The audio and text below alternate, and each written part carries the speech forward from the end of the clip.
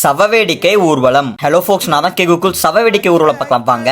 நம்ம அழகான சேலத்துல ஜாரிகொண்டலாம்பட்டிங்கிற ஊர்ல ஸ்ரீ மாரியம்மன் ஸ்ரீ காளியம்மன் திருவிழாவோட கடைசி நாள் திருவிழா இது. வீடியோ ஃபுல்லா பார்த்தா தான் தெரியும் எதுக்காக இதுன்னு சொல்லிட்டு டீட்டெயிலா சொல்றேன். சத்தாம்பரவன் அன்னைக்கு ஸ்ரீ மாரியம்மன் ஸ்ரீ காளியம்மன் நண்பர்கள் குழு 22ஆம் ஆண்டு அன்னதானம் செலுத்தினாங்க. அந்த கூட்டத்துல லைன்லயே நிக்காம நாங்க இன்ஃபுளுன்ஸ் யூஸ் பண்ணி உள்ள போயிட்டு வீடியோ எடுக்கிறோம்னு சொல்லிட்டு சீக்கிரமா சாப்பிட்டுட்டு சவ ஊர்வலத்து நிகழ்ச்சியில கலந்துக்கிட்டோம்.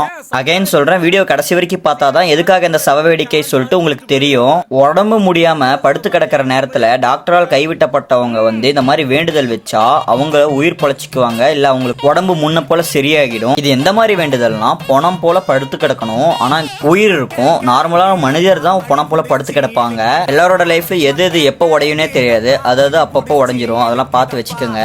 இறந்துட்டா எப்படி நம்ம அழுவோமோ அதே போல திருநங்கைகள் அக்காக்கள் எல்லாம் அழுந்துட்டு இறுதி சடங்கு செஞ்சுட்டு போவாங்க. அப்பா இறந்துட்டா தலையில மொட்டடிச்சு மீசு எடுத்துக்கிற மாதிரி இந்த சவவேடிக்கையிலையும் ஒருத்தங்க அந்த மாதிரி வேண்டுதல் வச்சு ஊர்வலத்துல கலந்துப்பாங்க.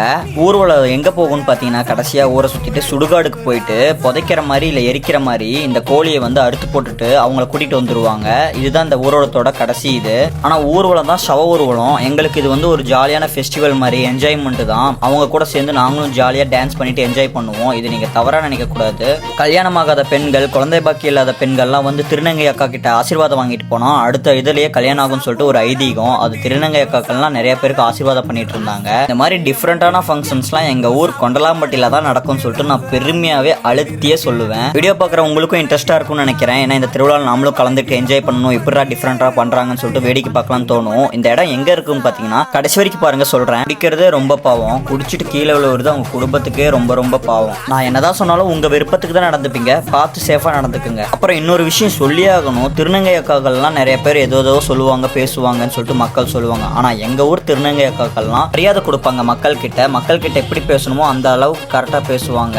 இதே மாதிரி சவவேடிக்கை நிறைய ஊர்ல நடந்துட்டு கூட இருக்கும். ஆனா எங்க கொண்டலாம்பட்டியில, சேலம் சரௌண்டிங்ல எங்க கொண்டலாம்பட்டியில தான் நடக்கும். இன்ன வரைக்கும் நடந்துட்டு இருக்கு. இதுவும் ஒரு சவ ஊர்வலம் மாதிரி தான். அதனால வீட்டுக்கு போகும்போது குளிச்சுட்டு தான் போகணும். உங்க லைஃப்ல தரையில படுத்தாலும் சரி, பாயில படுத்தாலும் சரி, காஸ்ட்லியான பெட்ல படுத்தாலும் சரி, கடைசியா படுக்கிற இடம் இதுவா தான் இருக்கும். அதனால இருக்கிற வரைக்கும் எல்லார்கிட்டையும் சண்டை போடாம ஃப்ரெண்ட்லியா ஜாலியா லவ் பண்ணிட்டு சுத்துங்க. ஐ மீன் மக்கள் கிட்ட அன்பு செலுத்துங்க, அன்பு காட்டுங்க. வாழ்ற வாழ்க்கை ரொம்ப பெருசு.